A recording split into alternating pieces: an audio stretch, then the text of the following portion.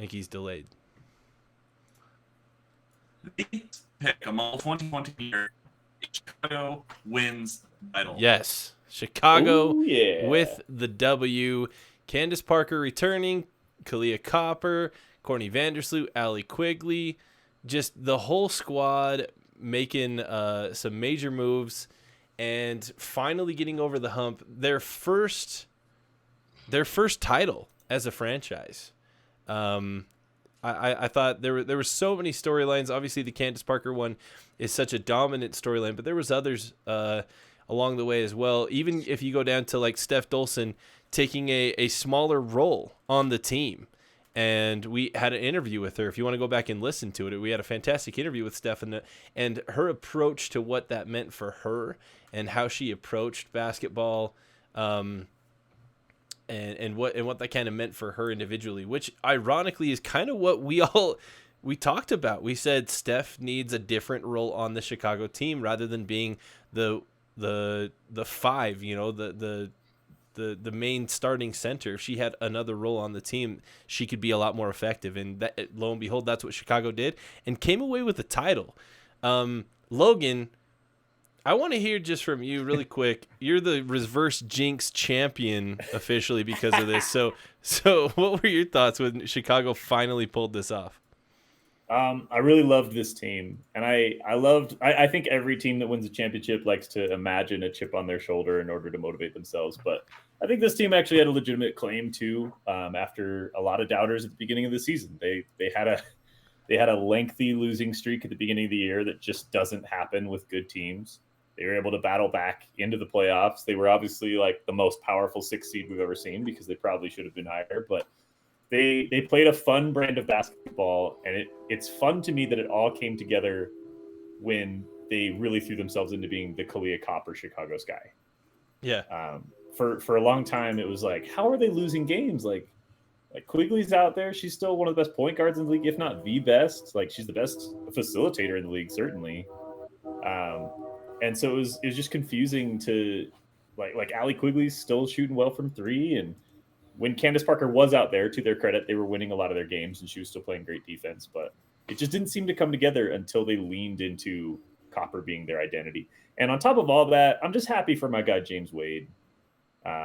Coach Wade, he's been so excited to be at the head of that team for the last couple of years, and I love seeing him be successful. It was fun to see all of that work that he's put into making that team good pay off. And beating a really good Sun team, and then a ferocious run from the Phoenix Mercury. Like that Mercury team looked like it was going to be the team of destiny in its series against the Aces, and it took a really monumental effort to stop them from going all the way. And we've sung Brittany Griner's praises on this episode plenty already, so you know how she was playing. It takes a lot to beat Diana Taurasi and Brittany Griner on their best day. Right. So it was a fun team to watch. It's a surprise that they're the number one. I actually thought that the number one thing on this list was going to be Texas losing to South Carolina like 62-30. But it turns out that a WNBA championship is more important than an Elite 8 loss. So I love it. That's a little joke. That's just for all you Texas fans out there. I'm sorry about that. Steve takes on because there was a lot. You started out the beginning of this year, the beginning of 2021. We hit really hard Candice Parker's rookie season. She's played all of her career in LA. There was a lot of connections that you individually have with her specifically. And then, kind of watching this storyline unfold, what was your overall like reaction and thoughts as this, happened?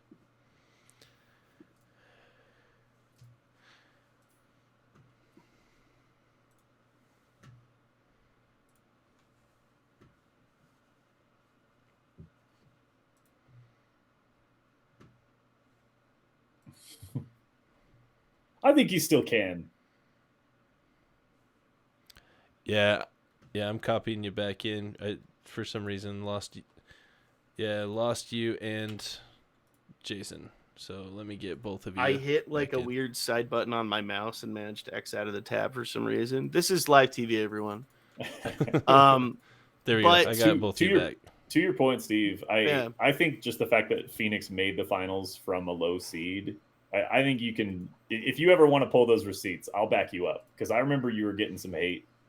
And for the Yeah. most part, when we make predictions on this show, any hate that we get is all in good fun. But I think people were Yeah, actually like, but it was pretty one of those like, few nah, times that that's I a bad felt, pick. I honestly felt good, because the entire time I was like, I think they have it in them. But I also saw that in Chicago. There was a recording we did toward the end of the regular season where I pretty stoutly called Chicago the most disappointing team in the league, because based on the record, based on where they were going to be ranked, it just felt like they so underachieved that it was really frustrating.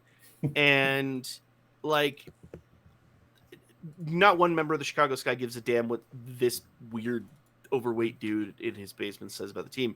So I know I'm not giving them any whiteboard material, but I'm sure a lot of people did, and they came together, and you just really saw what that became.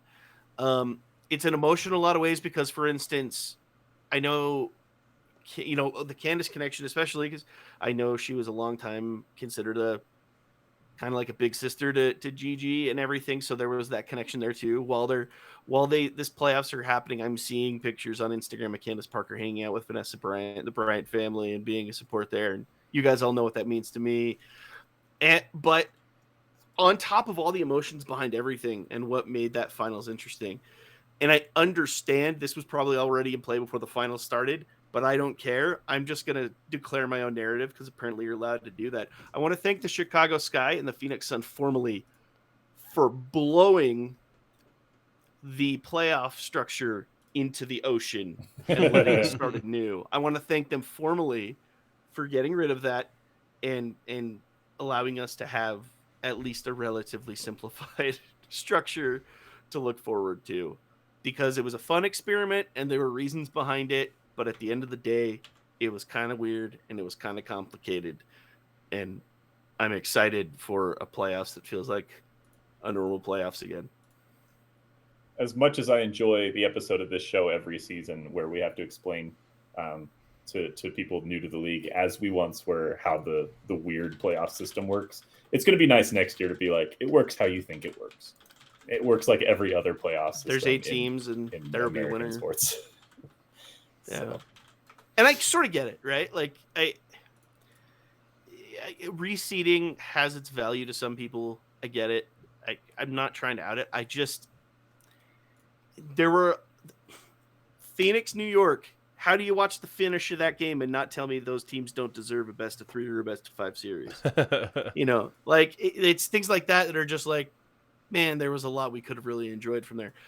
As I look at it now, though, it is what it is. But it's new changes and new structures. But it's kind of fun that the last vestige of this era of a strange of that playoff structure was watching a 6 seed beat a 5 seed in the final. Yeah, that is cool. It was. And by the way, if you're not caught up on all of our episodes since the offseason, we do have an episode where we talk entirely about the new changes that are happening in the playoffs and the regular season. So you can go back and find that if you want. But you're right. The farewell to that like single elimination kind of chaotic system being kind of the surprising getting older Phoenix against they got their act together and actually got it done in Chicago. It made for a very fun finale. And I know there were people who were saying this during the finals, and I just want to say, for anyone for some reason saying that a 6 and 5 seed playing in the finals was a bad look for the league, why do you think there's 8 seeds? It was awesome. It's called a playoffs. Yeah, it's everybody gets a shot. Yeah, if the 8 and the 7 play, then hell yeah, that's why there's 8 seeds. If it was like everybody on the Aces is out with COVID and like Phoenix was just like getting a pass, of course. But that's not what it was. Chicago's ride alone to that title, you can't say for a second that thing was not earned.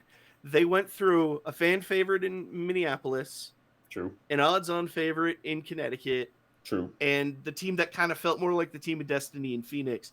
They went out of their way to they absolutely earned their keep by getting that championship. And then it also goes to say, if 2 16 teams were in a final, 16 seeds were in a final 4 facing each other, I mean, I wouldn't complain.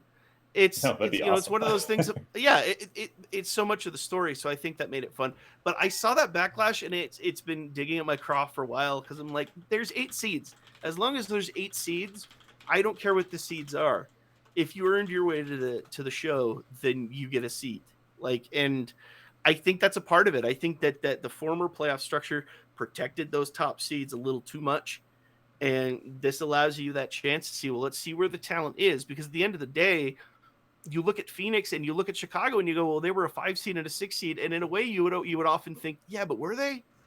Because look at those rosters top to bottom. Look at when they were playing hot. Look at the fact that if Chicago had themselves figured out in that first 9 games, they're probably in that top 4 discussion.